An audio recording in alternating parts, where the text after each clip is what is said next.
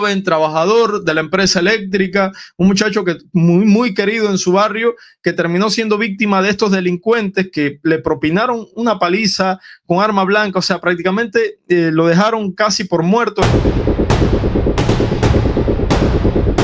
Un ataque brutal de una pandilla, de un grupo de gente organizada para delinquir contra un liniero para robarle. Le dieron tan duro, lo agredieron tanto con un machete, señores, que perdió un brazo. Un hombre joven. Les voy a mostrar la foto de quién estoy hablando. Estoy hablando de este hombre que ven en pantalla. Joven, trabajador de la empresa eléctrica, un muchacho que muy querido en su barrio, que terminó siendo víctima de estos delincuentes que le propinaron una paliza con arma blanca, o sea, prácticamente lo dejaron casi por muerto, le quitaron, o sea, le cercenaron una mano con el machete, y hoy ya sabemos la sentencia a esta gente que le hizo esto a este muchacho. Miren, 4 pandilleros fueron condenados apenas entre 11 y 22 años de cárcel por el brutal ataque que en enero del 2024 dejó mutilado de la mano derecha al joven liniero David Enrique Perdomo Álvarez, que están viendo en pantalla. Trabajador de la empresa eléctrica en Santiago de Cuba. 1 año y 8 meses de dolor y espera fue el tiempo que tomó el sistema judicial cubano para sentar en el banquillo a los integrantes de la temida Banda 59. Es que increíble, ya se están organizando en bandas y todo para cometer actos delictivos, responsables de una agresión a machetazos que no solo le arrancó a David la posibilidad de continuar su oficio de liniero, sino que también el gesto más simple, abrazar a su propio hijo. La información fue documentada desde el inicio por Yosmani Mayeta, el periodista cubano, quien dio a conocer el caso tras conversar directamente con los familiares. Una noche que lo cambió todo. En la madrugada del 7 de enero del 2024, David Enrique, entonces de 26 años, señores, 26 años, usted imagínese estar y que vengan todos estos delincuentes, que una pandilla para robarte, pero además que no lo hubieran asaltado. Bueno, primero no lo hubieran hecho nada, pero si lo piensan hacer, ¿por qué ensañarse con un machete si lo que te quieren es robar? Es causar daño por causar daño, ¿no? Es terrible. Había terminado su jornada laboral y decidió compartir unas cervezas con conocidos. Nunca imaginó que esta sería la última noche que usaría ambas manos. Alrededor de las 5:40 de la madrugada, al salir del kiosco, fue emboscado por más de 10 jóvenes armados con machetes y piedras, mientras miembros de una banda conocida como Banda 59. Fue perseguido, derribado y atacado con brutalidad. Un machetazo le cercenó la mano derecha, además de causarle heridas profundas en la clavícula. También lo despojaron de su billetera y de otras pertenencias, pero lo peor vino después, el impacto emocional de enfrentar a su hijo sin poder abrazarlo. Por suerte, han sido detenidos, han sido enjuiciados y han sido condenados apenas entre 11 y 22 años. Lo que no va a pasar es que no le va a devolver a este padre cubano el privilegio de poder abrazar a su hijo. Perdió la mano derecha, casi pierde la vida, y yo diría que las penas quedan bajas. Las penas que hay gente que por protestar en la calle le echan más años, para que ustedes tengan una idea, ¿no? Bueno, así funciona el sistema de injusticia en Cuba. Vamos con lo de los pandilleros. Miren, un nuevo episodio de violencia estremeció Santiago la noche del 24 de septiembre, cuando Liudmir Romero Figueredo, conocido como Cuquito, perdió la vida tras recibir una puñalada en el cuello en medio de una disputa, una discusión callejera en Santiago de Cuba. El crimen, que según testigos ocurrió tras una discusión iniciada por la víctima cuando estaba bajo los efectos del alcohol. Bueno, nuevamente el alcohol refleja el clima de inseguridad creciente y violencia que hay en la isla. De acuerdo con testimonios de vecinos, Romero Figueredo discutía con varias personas cuando Danquier Evelio Castañeda San Martín alias Chicho lo atacó con un cuchillo y le propinó un golpe letal en el cuello. Fue una sola puñalada y enseguida se desplomó, perdió el conocimiento y hasta cayó al suelo, relató un residente de la zona al periodista Yosmani Mayeta. Esto es un reporte de Yosmani, todo el reconocimiento a Yosmani Mayeta, que está muy al tanto de lo que sucede en Santiago. Yo siempre reviso sus páginas, siempre lo cito. La víctima fue trasladada de urgencia, pero no se pudo hacer nada. Esta es la fotografía. Les quiero traer una información ahora que a mí me indigna. Si hay algo a mí que me indigna y que me saca de mis casillas, es lo que les voy a hablar ahora. Cubanos de Chile. Sé que hay algunos en el chat. Gente que está en Chile. Ahora hay elecciones presidenciales en Chile. Hay una candidata de izquierda del Partido Comunista de Chile. Sí, señor, del Partido Comunista de Chile. La candidata se llama Janet Jara. Janet Jara, que ha tenido una evolución al condenar al régimen castrista y al régimen chavista, ¿no? Primero que no era una dictadura, luego que era una democracia diferente, luego que tiene un sistema propio, que, sí que creen en la autodeterminación de los pueblos. Bueno, el estribillo que todos sabemos. Si usted está en Chile, no me dejará mentir. Ayer la candidata la entrevistaron, hablaron de Cuba y les tengo un fragmento de 1 minuto de lo que dijo. 1 minuto que bastó para mí sacarme los colores y los pines, porque yo ya no logro comprender cuál es no, es que fíjate, mire, no logro comprender cuál es la asociación que esta gente todavía hoy, en el siglo XXI, pueden tener con una dictadura de corte estalinista como la cubana. ¿Cómo a esta gente les cuesta tanto condenar al régimen castrista? ¿Cómo a esta gente todavía les cuesta negar y les cuesta aceptar que en Cuba hay una dictadura, pero aparte una dictadura brutal? Se les parte el alma, se desgarran, hacen contorsiones en el aire para justificar lo que pasa en Cuba. Miren ustedes. He hecho más reflexión, Pedro, porque... Y con Cuba... Es que hay hecho más reflexión, Pedro, porque... mira, en Venezuela para mí es claro, solo para terminar ese punto, porque nadie sale de su país. ¿Cómo han salido los millones de venezolanos? Porque la esté pasando bien. Y aquí en Chile hay muchos venezolanos, muchos han venido a aportar a trabajar, también otros a delinquir. Ahora, Janet, en Cuba también son muchos los que se han ido, ¿eh? Sí. ¿Para qué va a mandar con no, sí, pues por eso te digo, si yo en torno a Cuba, la reflexión que he hecho es bien dolorosa para mí. En algún momento dijiste que era una democracia distinta. Sí, que yo quería ahora decir que era un más... sistema político distinto ahí.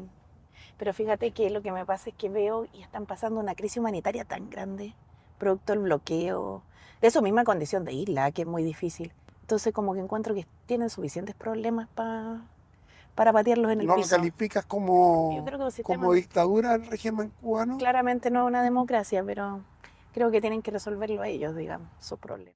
Miren, Para mí... esta mujer se llama Janet Jara, es candidata del Partido Comunista de Chile a la presidencia de Chile, las elecciones que se ocurrirán próximamente. Obviamente forma parte de un partido comunista. No, algunos me dicen no, pero es una moderada, pero forma parte de un partido comunista, es miembro del Partido Comunista de Chile. A esta señora le cuesta en el alma aceptar que en Cuba hay un régimen autoritario, se desgarra, hace contorsiones en el aire, casi que llora, porque el bloqueo, señores. La izquierda latinoamericana, franco favor se está haciendo la izquierda latinoamericana y la izquierda española y europea, todavía creyendo en el sistema político cubano, todavía mirándonos con cierta romanticismo, todo lo que ha sido la fallida revolución cubana. Pero por favor, amigos míos, si el régimen cubano se retrata solo, partido único, donde no hay libertad de expresión, donde los medios de comunicación están en manos del Estado, donde hay más de 1000 presos políticos, pero ¿qué más le hace falta a la izquierda latinoamericana, a la izquierda chilena, a esta señora que va a ser candidata presidencial, para aceptar que en Cuba no solamente hay una dictadura, hay una brutal dictadura de izquierdas, hay una brutal dictadura comunista? ¿Por qué les cuesta tanto? Yo he llegado a la conclusión, después de ver el comportamiento de ella y de otros representantes de la izquierda latinoamericana, que es como negarse a ellos mismos, ¿no? Aceptar que en Cuba hay una dictadura es negar el discurso romántico de los partidos comunistas y de la izquierda comunista, la izquierda latinoamericana, es negarse de plano. ¿Pero por qué razón? ¿Pero por qué razón les cuesta tanto aceptarlo? Fíjense, ya el propio presidente Boris lo ha hecho con Venezuela, lo acepta de plano, pero de Cuba apenas se le escucha nada. Es como que Cuba es intocable, es como esa isla donde han puesto todas sus aspiraciones políticas, y el día que haya que hablar sobre el desastre ocurrido en Cuba, el día que haya que hablar sobre la historia de Cuba en este proceso de más de 60 años de pisotear los derechos humanos del pueblo cubano, habrá que hablar también de la responsabilidad de esta gente, de la izquierda latinoamericana y europea, en la normalización del desastre y del caos que ha sucedido en nuestro país. Esta gente son cómplices también, porque esta gente romantiza la desgracia, ¿no? En esta especie de cuento épico de la fallida revolución cubana, que todavía se tragan y que todavía lo discuten en sus países. Yo he pasado por varios países de América Latina y me he encontrado con este tipo de gente. No, porque ustedes tienen el mejor sistema de salud del mundo. No, porque ustedes tienen el mejor sistema de educación del mundo. Señores adoctrinados hasta la médula, gente que no conoce Cuba o gente que ha viajado a Cuba, y el Partido Comunista les hacen es como que se montan en safaris, ¿no? Van a mi país como en safari, mirando los problemas y mirando las desgracias del pueblo cubano desde lejos, viendo lo que el Partido Comunista quiere que vean, y luego van a sus países a esparcir propaganda. Con la crisis humanitaria que hay en Cuba, con la crisis en derechos humanos que hay en Cuba, a esta señora todavía le cuesta, se desgarra a la hora de hablar del modelo de país que quiere, porque al final de cuentas, y muy en el interior, esta gente son cómplices y son amiguitos del régimen cubano y tienen relaciones con la embajada cubana. Y al final de cuentas, si el sistema democrático en sus países no fuera robusto, terminarían aplicando también una dictadura de corte comunista. Es que es así, Yo la verdad, con esa izquierda sorda y muda, con esa izquierda que le cuesta todavía aceptar que en mi país hay una dictadura, que romantiza nuestro dolor, que sigue de espaldas y sigue haciendo oídos sordos, ¿no? Y luego, no, cuidado, que son los defensores de las minorías. Luego se cuelgan las medallas de defensores de los derechos humanos sin que nadie se las haya puesto. Ellos son los defensores de las causas justas. Las causas justas en los países, en otros países donde gobierna el comunismo, como en Venezuela y en Cuba, ahí no. No, los presos políticos ahí no valen. Parece, es como las madres, todo esto de madres y abuelas, son dos diferentes, de Plaza de Mayo, ¿no? Es como que los hijos presos de las madres y abuelas de Plaza de Mayo en Argentina, de la dictadura argentina, de la de Pinochet en Chile, los presos políticos de esa dictadura valen, pero los presos políticos venezolanos y cubanos no. Ahí no. Es como Irene Montero, y la protagonista de la izquierda española, que habla mucho de los derechos humanos de migrantes y de excluidos, pero va a Cuba y se sienta con Díaz-Canel. Pero va a Cuba y se sonríe junto al dictador, sátrapa dictador de mi país. Entonces a esta gente yo no le creo nada, porque yo creo que no es una cuestión ideológica, no es de izquierda ni es de derecha, es de ser demócrata, de ser digno, de ser moralmente, estar en el lado correcto de la historia. Si se violan los derechos humanos en Cuba, se violan y se están violando. Una dictadura de partido único, una dictadura que exilia a sus oponentes políticos, los encarcela, aparte que nos tienen sumidos en la miseria. Si ocurre en Cuba hay que denunciarlo, si ocurre en cualquier otra parte del mundo también, porque está por encima de las ideologías, pero esta gente no. Esta gente aceptar que en Cuba hay una dictadura es negar su propia existencia, es negar su propio, en lo que han creído durante toda su vida. Y por supuesto, ojito, porque he estado en Uruguay, la izquierda, un sector del Frente Amplio uruguayo, la izquierda también argentina, la izquierda, ni hablar de la boliviana, del sector del masismo, están muy ligados a la embajada castrista en esos países, para no decir que reciben órdenes directas de la embajada del régimen castrista en cada uno de esos países. ¿Es un secreto a voces? No es ni tan siquiera un secreto.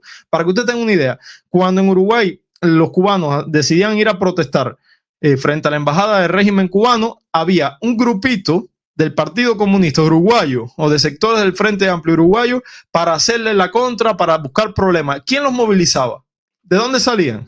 Por supuesto, de la embajada castrista, que funcionan ahí como satélites ideológicos. Pero que es así, es así.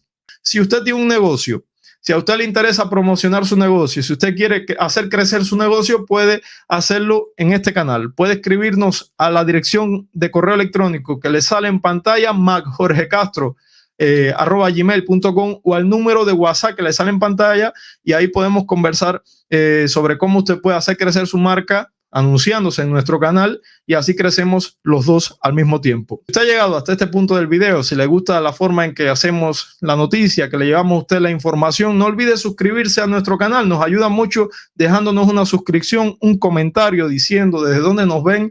También, obviamente, reaccionando a esta transmisión, puede reaccionar en el botón de acá y activando las notificaciones, porque si usted activa las notificaciones, le garantizo que no se va a perder ninguno de los espacios que hacemos por acá por el canal de Mac Jorge Castro. Por supuesto, si también nos quiere ayudar en forma monetaria para hacer autosustentable este canal hasta que normalicemos el tema de la monetización con YouTube, lo puede hacer donando €1 o $1 a la cuenta PayPal asociada a este canal. Igualmente, la mayor ayuda que nos da es, sin lugar a dudas, suscribiéndose, dejándonos un comentario, interactuando y formando parte de esta comunidad.